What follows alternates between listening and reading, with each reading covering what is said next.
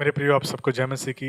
फिर से एक बार परमेश्वर ने हमें आज संडे आराधना के लिए इस मीडिया के माध्यम से हमें जोड़ा है। हम परमेश्वर को धन्यवाद करते हैं और समय ज़्यादा ना लेते हुए आज की आराधना के लिए, प्रार्थना के लिए, संदेश के लिए, सारी बातों के लिए हम प्रार्थना करेंगे। मुझे विश्वास है कि आप सब लोग सहभागी होने जा रहे हैं, रेडी हैं आज की संगति में शामिल होने के लिए। आइए सब अपनी आंखों को बंद करेंगे, सरों को झुकाएंगे और प्रार्थना में जाएंगे। मेरे महान परमेश्वर, आकाश और पृथ्वी के बनाने वाले राजा, हम धन्यवाद करते हैं आज की संगति के लिए कि प्रभु फिर से एक बार हमें मौका दिया है कि हम सब लोग इकट्ठे होकर एक ही समय पर, एक ही सुर में, एक ही विश्वास के साथ आपकी उपस्थिति में आकर आपसे प्रार्थना करें। हम प्रार्थना करते हैं परमेश्वर, आज की संगति को, आज की आराधना को, संदेश को, सब बातों को पवित्र आत्मा आपके नियंत्रण में होने के लिए दुआ करते हैं। और परमेश्वर, आज की सब बातों के द्वारा प्रभु आपकी महिमा हो, आपका नाम ऊंचा हो। मेरे परमेश्वर, सारी बातों को आपके हाथों में सौंपते हैं। ये प्रार्थना, आराधना, सब बातों में आपकी इच्छा पूरी हो पिता। ये प्रार्थना अपने उद्धारकर्ता प्रभु यीशु मसीह के सामर्थ्य नाम में हम मांग लेते हैं, आमीन। सभी को जय मसीह की। आज के सुबह के दिन प्रभु ने एक बार फिर हमें इकट्ठा होने के लिए और उसकी स्तुति और महिमा करने के लिए जो मौका दिया है, उसके लिए हम उसका धन्यवाद करते हैं। और आइए कुछ गीतों को गा के उसकी स्तुति और महिमा करें। इससे पहले कि हम शुरू करें, आइए हम अपने सरों को झुकाएं और प्रार्थना करें। प्रभु जी, धन्यवाद देते हैं आपका कि आपने एक बार फिर हमारे जीवनों में ये मौका दिया। हम चाहते हैं कि जो हम गीतों को गाएं, जो वचन हम बोलें, प्रभु गाना बजाना हो, ताली बजाना हो, सब कुछ से आपको महिमा मिले, आपकी स्तुति हो। हम चाहते हैं कि आपके मुख को हम देख पाएं। हमारी प्रार्थना है, यीशु मसीह के नाम से मांगते हैं, आमीन।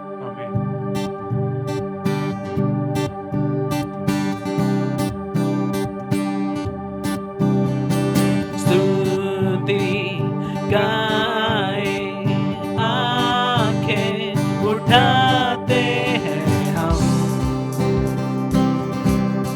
तेरी ओर, आशा लेके ये दिल तरसे तेरे लिए, तेरे दर्शन से हमें दिन का बल मिले। तेरे पास प्रभु हम निडर बने। होसाना, होसाना, तू प्रभु तारणहार, योग्य है स्तुति का। दिल की सुन पुकार, लौट कर आए तेरी ओर,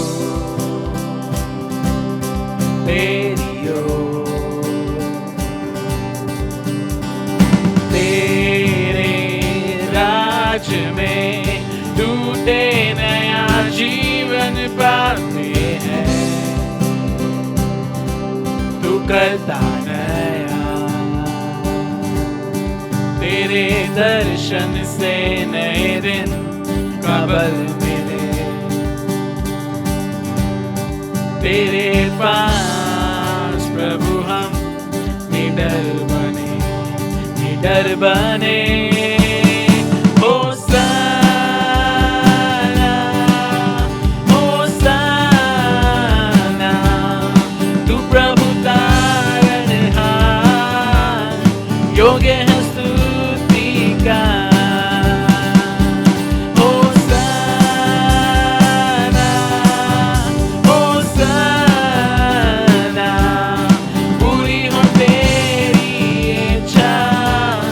स्वागत है यीशु राजा।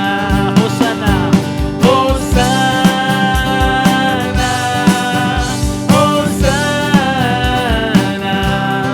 तू प्रभु तारणहार, योग्य है स्तुति का।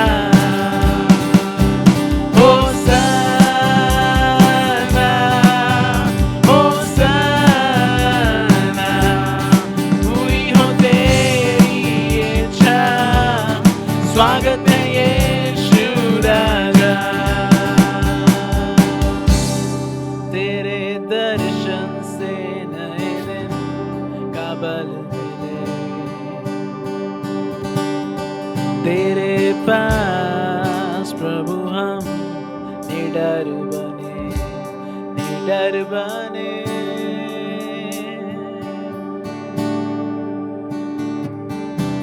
हाँ प्रभु जी, यही हमारी प्रार्थना है कि तुझे देखें और तुझसे वो सामर्थ को हम पा सकें। धन्यवाद देते हैं कि तूने हमें इन परिस्थितियों में भी सामर्थ्य बना के रखा है। हमारे साथ में तू है।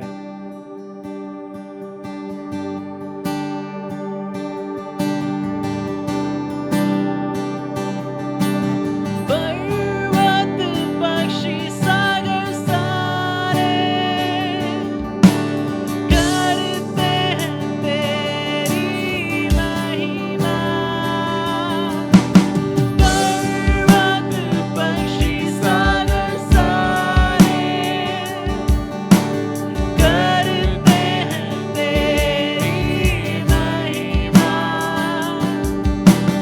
फिर कैसे चुप रहूं मैं, गाता प्रभु महान। फिर कैसे चुप रहूं मैं, गाता प्रभु महान। हे परम पवित्र पिता, तेरी हो स्तुति सदा। तू है महान सर्वशक्तिमान,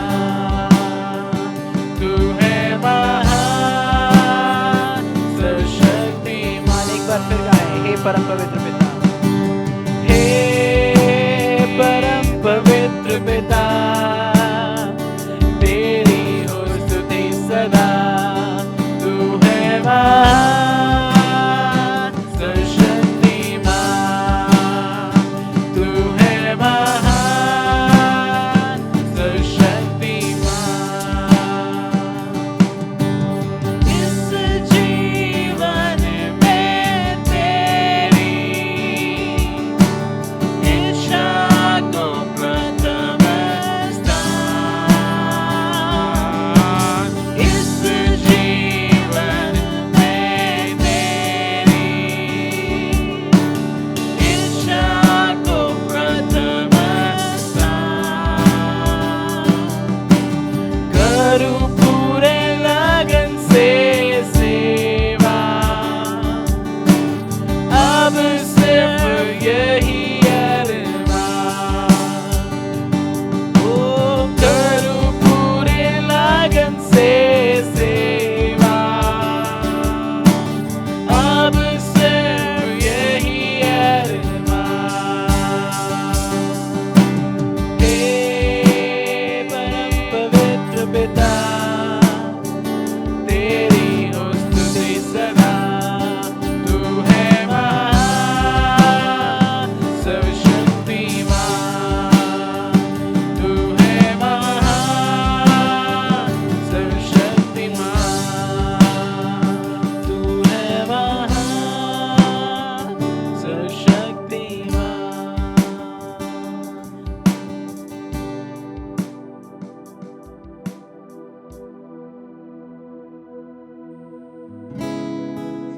प्रभु जी, आपका धन्यवाद करते हैं।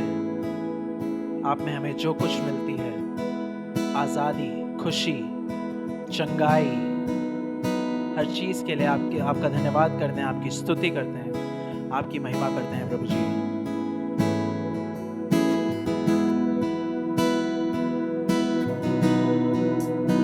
यीशु में जिंदगी, यीशु में हर खुशी, यीशु ही सच्चाई, यीशु में आजादी, यीशु में जिंदगी,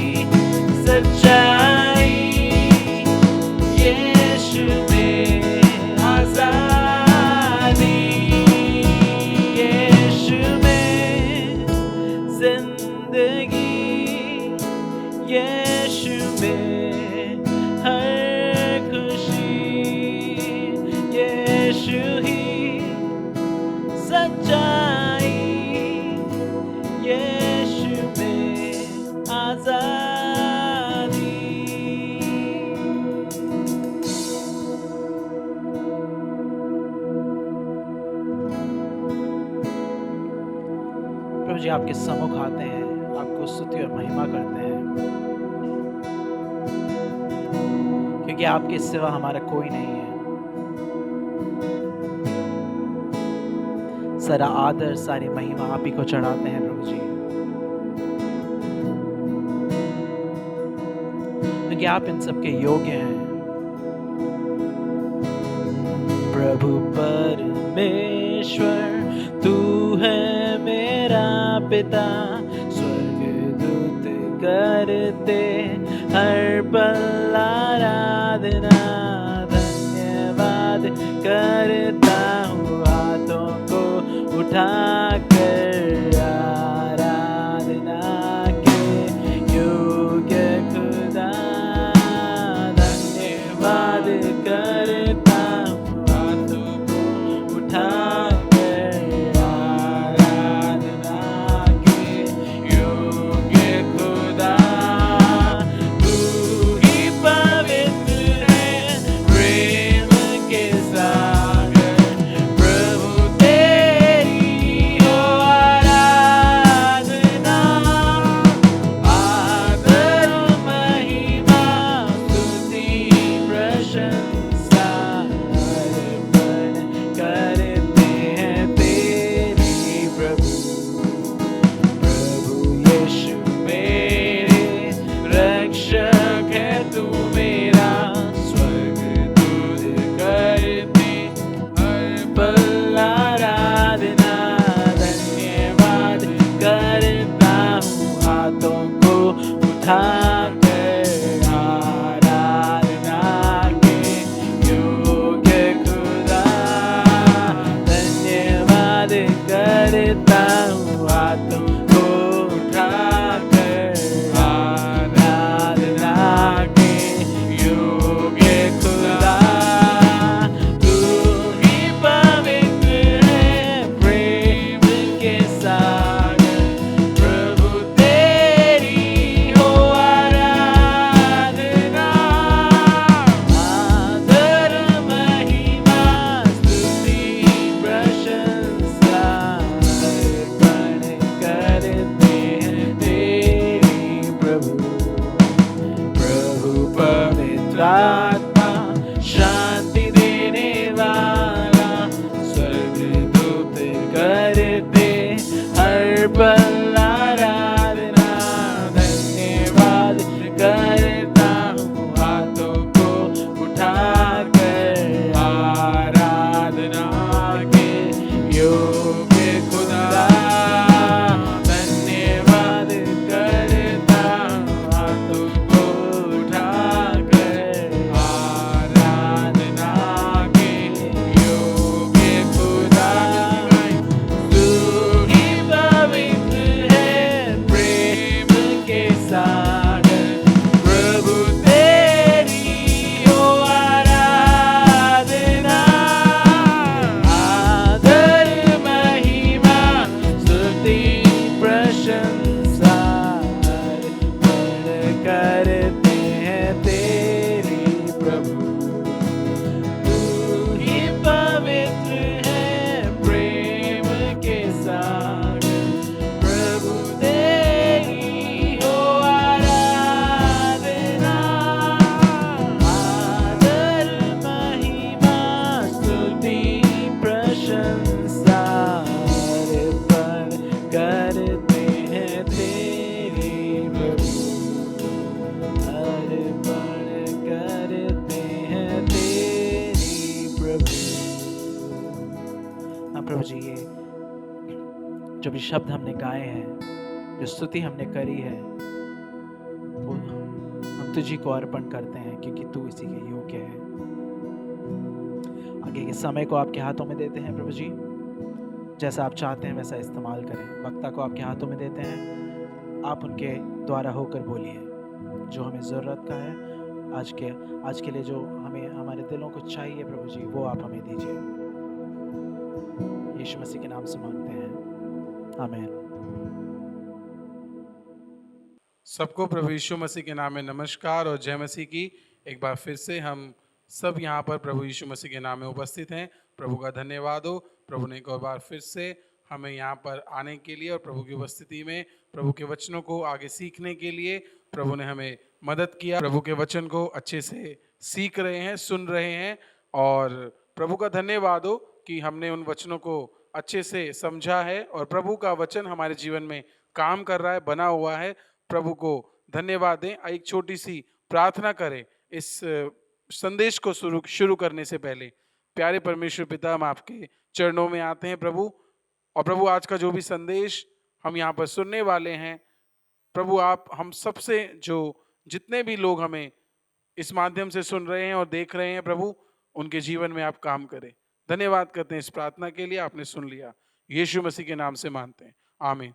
तो मेरे प्रियो, जैसा कि आपको पता है कि मैं एक सीरीज को काफ़ी दिनों से फॉलो कर रहा हूँ और उसके बारे में बता रहा हूँ, और हमने काफ़ी समय पहले जो है इस सीरीज को शुरू किया था और इस सीरीज का नाम था महिमा में जीवन, यानी यीशु मसीह के बारे में, उनके जीवन के बारे में हम जो है 33.5 साल जो उन्होंने इस धरती पर जिया, हम उसके बारे में बात कर रहे थे। और आज उन्हीं के जीवन में बहुत सारी बातें जो है हमने पिछले समय में देखी थी, तो आज फिर से उनके जीवन से एक बात और जो है हम आज देखेंगे कि यीशु मसीह ने जो है आज्ञाओं को कैसे अपने जीवन में पूरा किया। और हम जानते हैं पिछली बार, यानी पिछली बार जब मैंने प्रचार किया था तो आपने ध्यान से सुना होगा, हमारा टॉपिक था कि यीशु ने कुछ आज्ञाएं जो है मनुष्यों को दी थी इस धरती पर। तो उन आज्ञाओं को क्या यीशु ने पालन किया? क्या यीशु मसीह ने उन आज्ञाओं को फॉलो किया? क्या उन आज्ञाओं को यीशु मसीह ने खुद पालन किया है? नहीं किया। अक्सर हम देखते हैं, कई बार हमें बहुत सारे लोग सिखाते हैं, बहुत सारे लोग बताते हैं, वचन प्रचार करते हैं, इवन चाहे मैं भी क्यों ना हूं, हर एक टीचर के जहन में ये बात होनी चाहिए कि जो वह सिखा रहा है या वो बता रहा है वो खुद भी ऐसा करे। इसलिए जब हम यीशु मसीह की बात करते हैं तो यीशु मसीह के जीवन में ये बातें थीं, और आज हम उन्हीं को इस सभा के अंदर, आज के संदेश के अंदर देखेंगे। तो आइए हम अपने संदेश को शुरू करें। और जैसा कि आज का हमारा संदेश का जो शीर्षक है वो है यीशु ने परमेश्वर की आज्ञा को पूरा किया। जी बिल्कुल, यीशु मसीह ने परमेश्वर की आज्ञा को पूरा किया। और यहाँ पर लिखा है कि यीशु मसीह ने, जब हम बाइबल में देखते हैं कि बाइबल में अनगिनत बातें जो हैं, हम 4 जब सुसमाचार में पढ़ते हैं, मत्ती, मरकुस, लूका और यूहन्ना, इन चारों सुसमाचार में यीशु मसीह के जीवन के शुरुआत से लेकर अंत तक, और अंत के बाद जब यीशु मसीह स्वर्ग में गए तब तक की सारी बातें जो है लिखी गई हैं। और इसमें हम पढ़ने से, अगर आपने सुसमाचार अभी तक नहीं पढ़ा है तो मैं चाहूँगा, मैं आपको उत्साहित करूँगा कि आप मत्ती से लेकर यूहन्ना तक सारे अध्याय को पढ़ें ध्यानपूर्वक, और एक एक अध्याय को जब आप पढ़ते हैं ध्यान से यीशु मसीह के कहे हुए वचनों को बहुत ही एक समझदारी के साथ जो है उसको सुने, उसको ध्यान दें, उसको स्टडी करें, उसको अध्ययन करें, तो आपको काफ़ी सारी नई चीज़ें जो है यीशु मसीह के जीवन से और किस तरह उसने आज्ञाओं को पूरा किया, ये हमें देखने को मिलेंगी। तो आज हम शुरू करते हैं कि यीशु ने परमेश्वर की आज्ञाओं को पूरा किया। तो यहाँ पर सबसे पहले हम बाइबल से इब्रानियों की पत्री, उसका 5 अध्याय, उसका 7 और 8वां वचन पढ़ेंगे। और पुत्र होने पर भी उसने दुख उठा कर आज्ञा माननी सीखी। यीशु ने अपनी देह में रहने के दिनों में ऊंचे शब्द से पुकार कर और आंसू बहा कर उससे जो उसको मृत्यु से बचा सकता था प्रार्थनाएं और विनती की, और भक्ति के कारण उसकी सुनी गई। देखिए मेरे प्रियो, क्या लिखा है। मैं चाहूंगा कि फिर से हमारे लिए जो है इस पद को पढ़ा जाए और एक एक शब्द को हम बहुत ही बारीकी से सुनेंगे और देखेंगे। और पुत्र होने पर भी उसने दुख उठा कर आज्ञा माननी सीखी। यीशु ने अपनी देह में रहने के दिनों में ऊंचे शब्द से पुकार कर और आंसू बहा कर उससे जो उसको मृत्यु से बचा सकता था प्रार्थनाएं और विनती की, और भक्ति के कारण उसकी सुनी गई। देखिए मेरे प्रियो, क्या लिखा है यहाँ पर। वचन में लिखा है और पुत्र होने पर भी। देखिए यीशु मसीह किसका पुत्र था? हम सब जानते हैं, परमेश्वर का एक लौता बेटा था। और लिखा है एक लौता बेटा होने पर भी परमेश्वर की सारे अधिकार, परमेश्वर की सारी शक्तियां जो यीशु मसीह में वास करती हैं, ये सब उसके पास होने पर भी उसने दुख उठाकर आज्ञा माननी सीखी। देखिए, और आगे लिखता है यीशु ने अपनी देह में रहने के दिनों में, देखिए वो कैसे रहा यीशु मसीह देह में। कई लोगों को ये लगता है, बहुत सारे, जब हम यीशु मसीह के बारे में अध्ययन करते हैं तो बहुत ही सिंपल और बहुत ही आसान शब्दों में हम ये बात कह देते हैं कि यीशु तो प्रभु था, यीशु तो परमेश्वर था, यीशु तो एक भगवान था, उसके लिए क्यों नहीं होगा ये सब आसान करना। नहीं नहीं मेरे प्रियो, बाइबल भी इस चीज को क्लियरली समझाती है कि यीशु ने अपनी देह में, देखिए देह का मतलब शरीर में, देखिए वो शरीर में था यीशु मसीह जब इस धरती पर आया। वो आत्मा रूपी बनकर नहीं आया। जैसे हमारे अंदर शरीर होता है, प्राण होता है, लहू होता है, आत्मा होता है, हड्डियां होती हैं, वैसे ही वो हार्ड मांस का शरीर बनकर इस धरती पर पैदा हुआ। इस तरह से उसने जन्म लिया। और लिखा उसी देह में रहने के दिनों में ऊंचे शब्द से पुकार पुकार कर और आंसू बहाकर। अब आंसू किसको आते हैं? आंसू एक फिजिकल व्यक्ति को ही आते हैं, याद रखना ध्यान से। आत्माओं को कभी आपने रोते हुए सुना है? हालांकि ये एक मजाक है कि बिल्ली जब आत्माओं को देखती है, कुत्ते आत्माओं को देखते हैं, जानवर आत्माओं को देखते हैं जंगल में या गलियों में, तो कहते हैं आधी रात को वो रोते हैं। लेकिन इसकी कोई खास पुष्टि नहीं है, इसके लिए कोई खास हमारे पास सबूत नहीं है। लेकिन यहां पर लिखा है कि एक इंसान ही रोता है जब उसको दुख होता है, दर्द होता है, तकलीफ होती है, जब वो परेशान होता है, तभी वो आंसू बहाता है, तभी वो रोता है। इसलिए यहां लिखा है कि यीशु ने भी आंसू बहा बहा कर उससे जो उसको मृत्यु से बचा सकता था।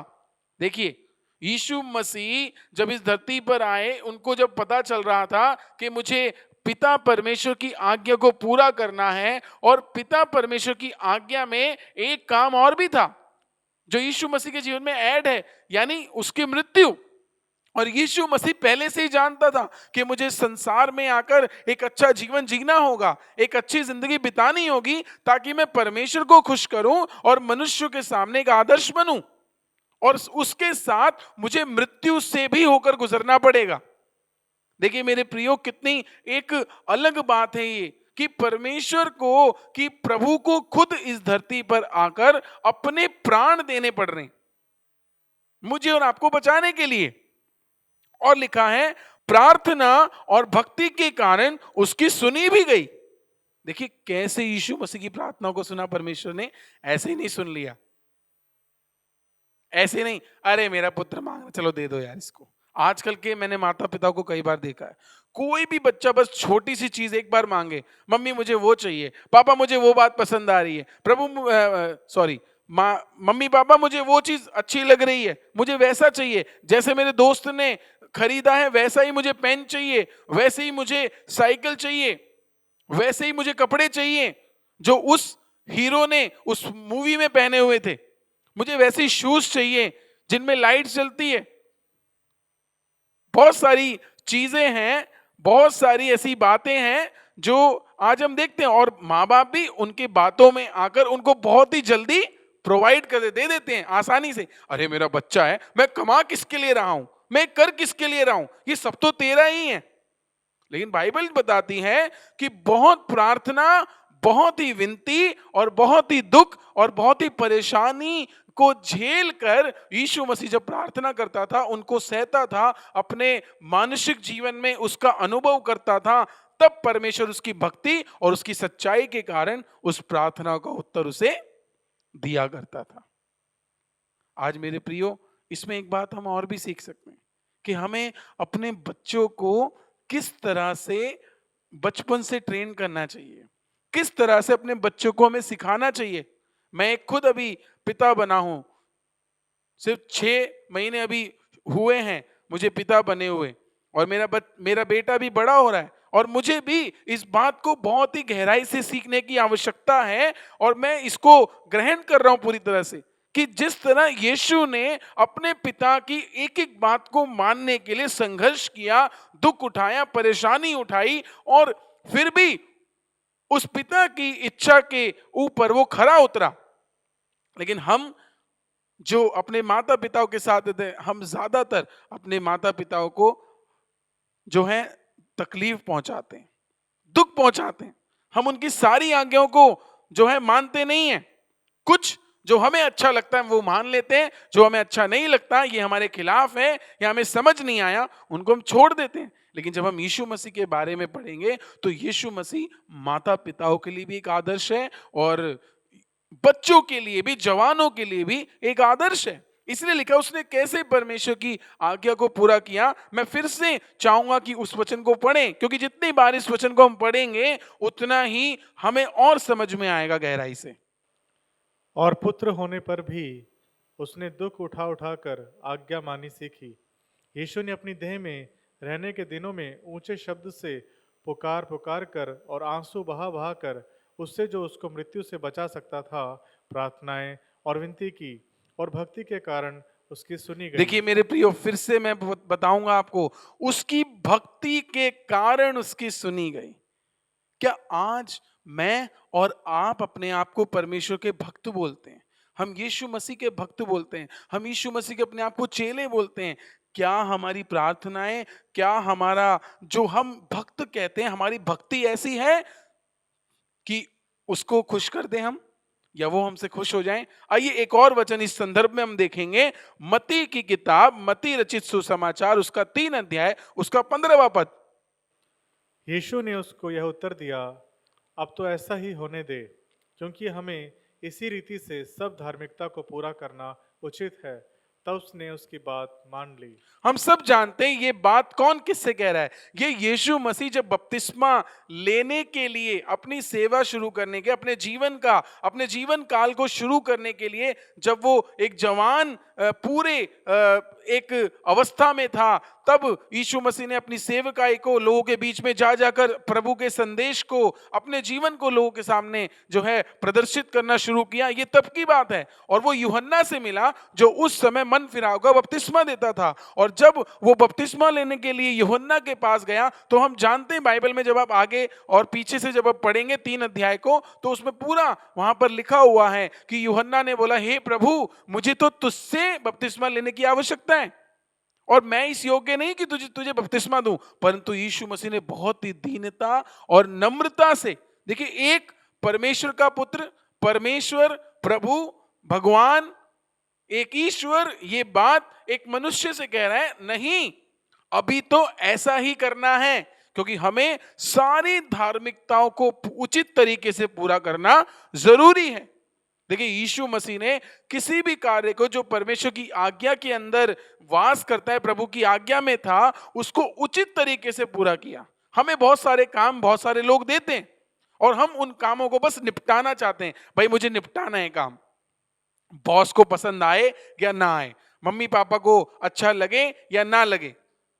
और मैं देखता हूं कई बार कई लोग जो है घर में काम करते हैं, इवन हम घर की सफाई भी करते हैं, यार जल्दी से बस झाड़ू लो और उसको इस तरह से बस जल्दी जल्दी ऐसे से झाड़ दो जल्दीबाजी में। और वो क्या करते हैं, वो जल्दी से बस अपने काम को करना चाहते हैं, निपटाना चाहते हैं, हाँ, ताकि समय ज्यादा ना लगे। लेकिन मैं आपको एक बात बताना चाहता हूं प्रियो, यीशु मसीह ने किसी भी काम को अनुचित तरीके से नहीं किया, लेकिन हम सारे कामों को ज्यादातर अनुचित तरीके से करते हैं।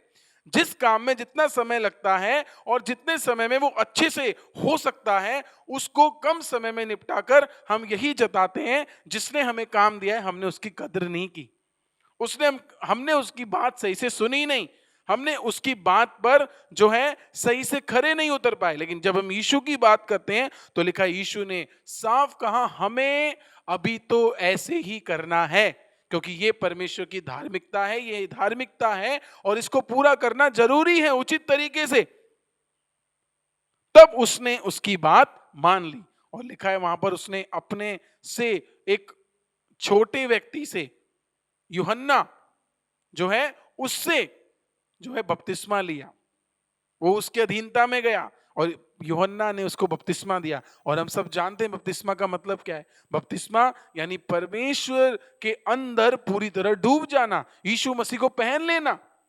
यीशु मसीह को पहन लेने का मतलब है अपने आप को, जो हमारा पुराना मनुष्यत्व है, उसको पूरी तरह से मार देना, पूरी तरह से उसको निष्क्रिय करना, पुराने मनुष्यत्व को। क्या आपने निष्क्रिय किया? क्या आपने बपतिस्मा को लेकर, जैसे यीशु मसीह ने लिया, क्या आपने उस बपतिस्मा को जब लिया तो ये बात आपको अनुभव हुई कि मैंने अपने पुराने जीवन को मार दिया है पूरे तरीके से? मेरे प्रियो, अगर ऐसा अनुभव आपको अभी तक नहीं हुआ है तो आपको सोचना है कि किस तरह से यीशु मसीह ने उस कार्य को पूरा किया, क्योंकि हम जानते हैं यीशु मसीह देह में इस धरती पर आया, इसलिए सारी आज्ञाओं को पूरा करना बहुत ही जरूरी था। सारी आज्ञाओं को मानना जरूरी था। नहीं तो यीशु मसीह सिर्फ कहता है और करता नहीं, ये वाली बात होती, और उसकी कोई नहीं मानते। इसीलिए आज हजारों लाखों करोड़ों लोग यीशु मसीह के पीछे चलने का निर्णय लेते हैं। क्यों लेते हैं? क्योंकि उसने अपनी सारी आज्ञाओं को, पिता ने जो, परमेश्वर ने जो उसको धरती पर दी थी, उन सभी को पूरा किया। आगे और हम पढ़ेंगे एक वचन को, लूका 3 अध्याय 21 और 22 पद। जब सब लोगों ने बपतिस्मा लिया और यीशु भी बपतिस्मा लेकर प्रार्थना कर रहा था, तो आकाश खुल गया और पवित्र आत्मा शारीरिक रूप में कबूतर के समान उस पर उतरा, और यह आकाशवाणी हुई, यह मेरा प्रिय पुत्र है, मैं तुझसे प्रसन्न हूँ। देखिए क्या लिखा है मेरे प्रियो, कि जब सब लोगों ने बपतिस्मा लिया तब यीशु का बपतिस्मा हुआ, और वो बपतिस्मा लेने के बाद जब ऊपर आया पानी से, तो परमेश्वर से आकाश की ओर देखकर क्या कर रहा था? प्रार्थना कर रहा था। और जब प्रार्थना कर रहा था तो आकाश खुल गया और पवित्र आत्मा कबूतर के समान आकर उसके ऊपर ठहर गया, और फिर एक आकाश से वाणी सुनाई दी, एक आकाश से आवाज आई कि ये मेरा प्रिय पुत्र है, मैं इससे खुश हूं। देखिए मेरे प्रियो, सिर्फ यीशु की सेवकाई में, यीशु मसीह के जीवन में आज्ञाओं को पूरा करना ही नहीं था, बल्कि उन आज्ञाओं को पूरा करने के बाद परिणाम क्या हुआ हम देख रहे हैं यहां पर, कि परमेश्वर ने खुद बोला, ये मेरा प्रिय पुत्र है, इससे मैं खुश हूं, इससे मैं प्रसन्न हूं, इससे मैं दुखी नहीं हूं, इसने मुझे दुखी नहीं किया। एक पिता भी जब अपने बच्चों को देखता है, जब वो कामयाब हो जाते हैं, कामयाब तो हम सभी हो जाएंगे एक ना एक दिन, अभी हम बहुत जूझ रहे हैं, थोड़ा संघर्ष कर रहे हैं, लेकिन याद रखना आप इस धरती पर तो कामयाब हो ही जाएंगे, कभी ना कभी आपको सफलता मिल ही जाएगी। लेकिन मैं आज आपसे एक सवाल पूछना चाहता हूं, क्या उसकी नजर में हम कामयाब हुए? जब उसने हमें देखा तो हम उसको कामयाब नजर आए? और अगर आपका उत्तर अपने मन में यह है कि मैं परमेश्वर की इच्छा के अनुसार आज सफल नहीं हूं, तो इसके बारे में आपको सोचना पड़ेगा, इसके बारे में आपको विचार करना पड़ेगा, क्योंकि हम धरती पर तो किसी ना किसी तरह कामयाबी को हासिल कर ही लेंगे, हम थोड़ा सा या ज्यादा कमा ही लेंगे, हमें अपनी रोटी मिल ही जाएगी, हम अपनी गरीबी को अपने दूर कर ही लेंगे। लेकिन याद रखना, परमेश्वर ने जो हमें आज्ञा दी है, परमेश्वर ने जो ये जीवन दिया है जीने के लिए, वो हमने परमेश्वर ने जो जैसे कहा है, जैसे यीशु ने जिया है, जैसे यीशु मसीह ने इस धरती पर इस जीवन को करके दिखाया, उसको पूरा करके दिखाया, उस कार्य को जो पिता परमेश्वर ने उसको दिया था, क्या वैसे मैंने पूरा किया? क्या वैसे मैं पूरा कर रहा हूं? मैं वैसे पूरी कर रही हूं? ये सोचना बहुत ही जरूरी है मेरे प्रियो। इसलिए यहां पर लिखा हुआ है कि उसके ऊपर पवित्र आत्मा आकर ठहर गया और आकाश से एक वाणी हुई कि ये मेरा प्रिय पुत्र है, मैं खुश हूं इससे। और आपको पता है, कभी कभी मैं हमेशा जब ये वचन आता है, मैं भी सोचता हूं, क्या मेरे लिए प्रभु एक दिन बोलेगा कि मैं हरि से खुश हूं? क्या प्रभु एक दिन बोलेगा मैं सोनी से खुश हूं? क्या प्रभु एक दिन बोलेगा मैं भाई प्रवीण से, ये जो मेरा दास है, मेरा सेवक है, मैं इससे खुश हूं, इसके जीवन जीने के तरीके से धरती पर मैं खुश हूं? अगर आप ये मन में सोच रहे हैं, अरे प्रभु मैं इतनी अच्छी नौकरी कर रहा हूं, प्रभु उससे खुश होगा, मैंने इतने सारे लोगों को सुसमाचार सुनाया, प्रभु खुश होगा, और आज तो मैंने 10 घर में विजिट किया और 50 लोगों के लिए प्रार्थना किया, नहीं, प्रभु इससे खुश नहीं है। प्रभु कब खुश होगा? प्रभु तभी खुश होगा जब हम यीशु मसीह में होकर अपने जीवन को पूरी तरह से परमेश्वर के हाथों में समर्पित करते हुए जिएंगे, क्योंकि यही है जीवन जीने का सही तरीका। जैसे मैंने आपको बताया, मैंने ये सीरीज शुरुआत करने का कारण ही यही है कि हम बहुत सारे लोगों के बारे में बाइबल में जानते हैं। हम दाऊद के बारे में जानते हैं, हम मूसा के बारे में जानते हैं, हम एलिया के बारे में जानते हैं, हम यशायाह के बारे में जानते हैं, हम पौलुस के बारे में, हम सबके बारे में जानते हैं, हम पतरस के बारे में जानते हैं, लेकिन हम यीशु मसीह के बारे में नहीं जानते। और आपको पता है मेरे प्रियो, यीशु मसीह ही पूरे बाइबल का आधार है। उत्पत्ति की किताब से लेकर प्रकाशित वाक्य की किताब तक यीशु मसीह के बारे में ही चर्चा की गई है। आमीन। अगर इस बात से आप सहमत हैं तो एक आमीन बोलिए बैठे बैठे। तो इसलिए जब हम देखते हैं कि प्रभु ने कहा, परमेश्वर ने कहा, मैं तुझसे प्रसन्न हूं। ओके, आगे हम चलते हैं। यूहन्ना 1:12। परंतु जितनों ने उसे ग्रहण किया, उसने उन्हें परमेश्वर के संतान होने का अधिकार दिया, अर्थात उन्हें जो उसके नाम पर विश्वास रखते हैं। आमीन। यहां लिखा है, परंतु जितनों ने उसे ग्रहण किया, उसने उन्हें परमेश्वर के संतान होने का अधिकार दिया, अर्थात उन्हें जो उसके नाम पर विश्वास करते हैं। अगर अब हम देखेंगे तो यीशु मसीह ने जब अपना जीवन पूरा जिया तो बाइबल बताती है कि उसी यीशु मसीह को प्रभु ने महान किया।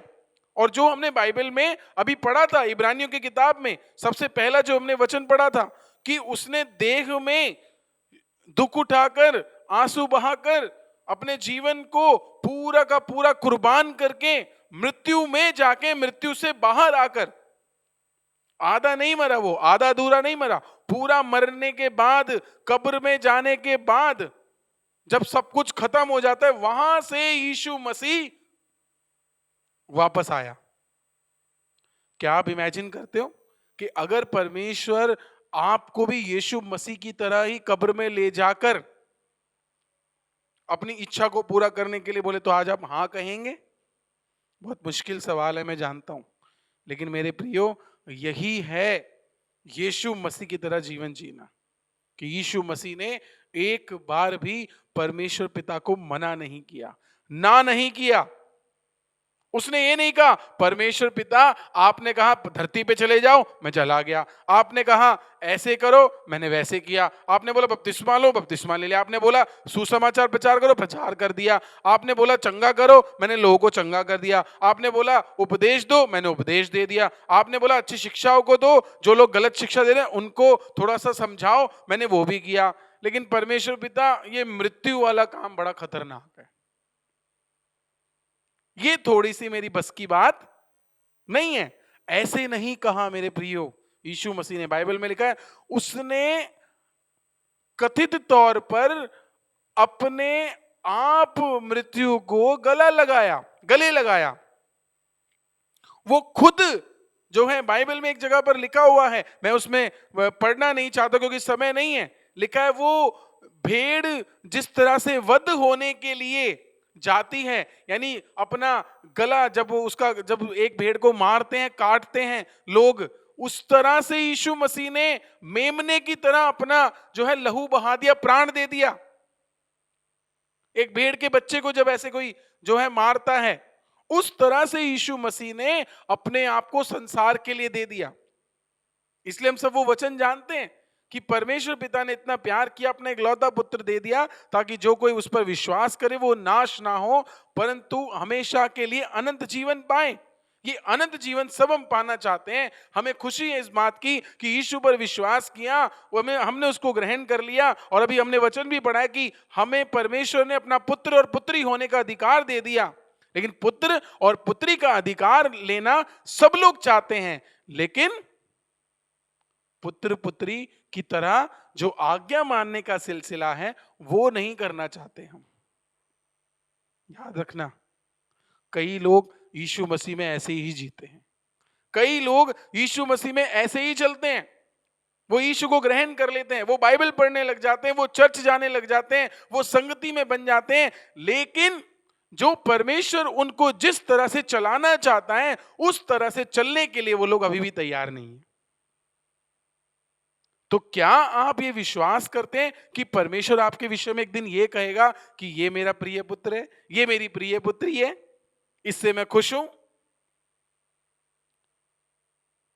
हाँ मेरे प्रियो, जरूर परमेश्वर ये कहेगा, लेकिन कब कहेगा? जब हम यीशु के जीवन को देखकर, जिस तरह से उसने दुख उठाकर, संघर्ष करके और बहुत कड़ी मेहनत करके इस धरती पर जो है परमेश्वर की आज्ञा को क्या किया, पूरा किया, वैसे ही हमें भी करना पड़ेगा।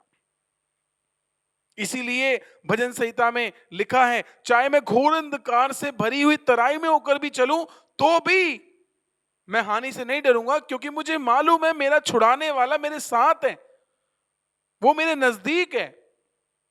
चाहे कोई महामारी हो, चाहे बीमारी हो, चाहे तूफान हो, चाहे मैं मरूं या जीऊं, मुझे मालूम है मेरा छुड़ाने वाला परमेश्वर मुझे बचाने की ताकत रखता है। और हम जानते हैं दानियल की किताब में शद्रक, मेशक, अबेदनगो ने क्या कहा नबूकदनेस्सर राजा से। उन्होंने कहा, हे राजा, याद रख कि तूने जो मूर्ति खड़ी कराई है हम उसके सामने दंडवत नहीं करेंगे, क्योंकि जिस परमेश्वर की हम उपासना करते हैं वो परमेश्वर ही इस पूरी समस्त सृष्टि का मालिक है और खालिक है, और वो हमें तेरे इस धधकते हुए भट्टे की आग से बचाने की हिम्मत रखता है, ताकत रखता है। और अगर वो नहीं भी बचाए, ध्यान से सुनना, अगर वो नहीं भी बचाए तो राजा एक बात ध्यान रखो, हम तेरे द्वारा खड़ी कराई हुई मूरत के आगे ना तो झुकेंगे और ना ही दंडवत करेंगे।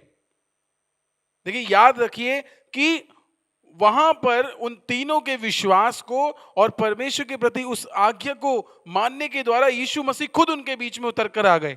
वहां पर कोई आकाश से आकाशवाणी नहीं हुई, लेकिन यीशु मसीह खुद उस धधकते भट्टे के बीच में आकर उनके सामने उपस्थित हुए।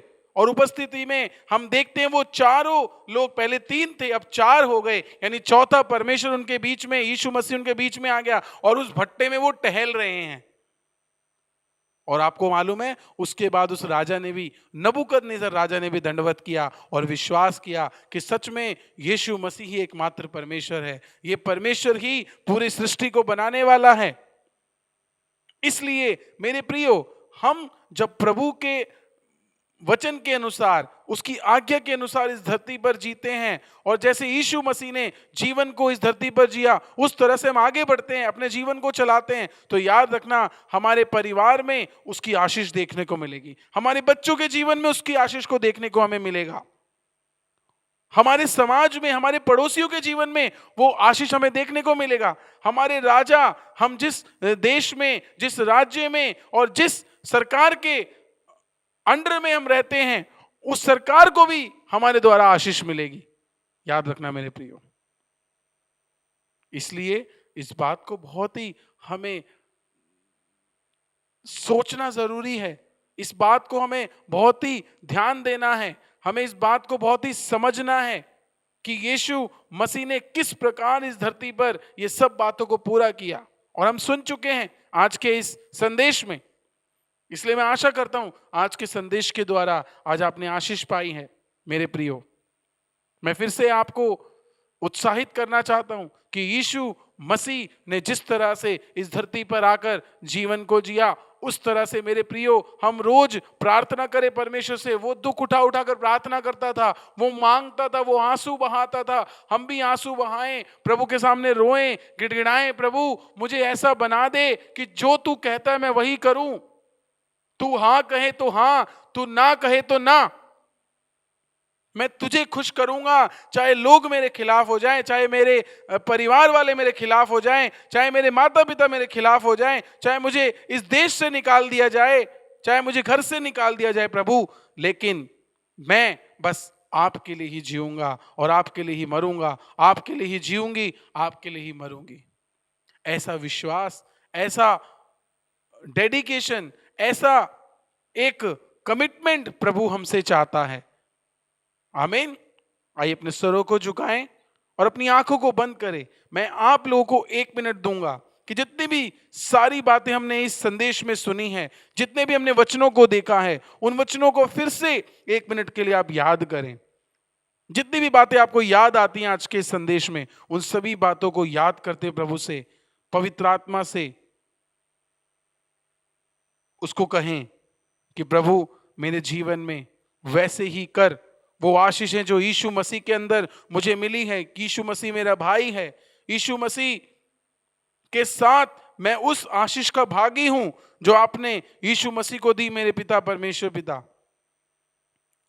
मैं उसकी सारी शक्तियों का, उसके अनुग्रह का भागी हूं जो यीशु मसीह में मुझे मिला है। प्रभु आप मेरी मदद करें कि मैं उसको समझ पाऊं। मेरी बुद्धि को खोल दीजिए प्रभु, मेरे मन को खोल दीजिए, मेरे सारे रुकावटों को दूर कर दीजिए, जिससे कि मैं आपकी बेटी, आपका प्रिय पुत्र बनकर जी सकूं परमेश्वर पिता, प्रिय पुत्री बनकर जी सकूं स्वर्गीय पिता। धन्यवाद करते हैं इस प्रार्थना के लिए, यीशु मसीह के नाम से मांगते हैं, आमीन। मेरे प्रियो, परमेश्वर को फिर से हम धन्यवाद करना चाहते हैं कि आज की आराधना, प्रार्थना, सब बातों में परमेश्वर ने मदद किया और आज के संदेश के द्वारा परमेश्वर ने सबको आशीष दिया है, मुझे विश्वास है। और इसी तरह परमेश्वर में आप बने रहें, दुआ में बने रहें और आने वाले दिनों में हम ज़रूर एक साथ इकट्ठे मिलेंगे, दुआ करते रहें। और जो भी ये परेशानी चल रही है, हम सबके साथ में हैं, मगर हम जानते हैं कि आने वाले दिनों में सब कुछ आपकी दुआओं के द्वारा प्रभु हमारी प्रार्थना को सुनेगा। प्रभु में बने रहें। फिर से आज के दिन हम मिलेंगे। सबको जय मसीह।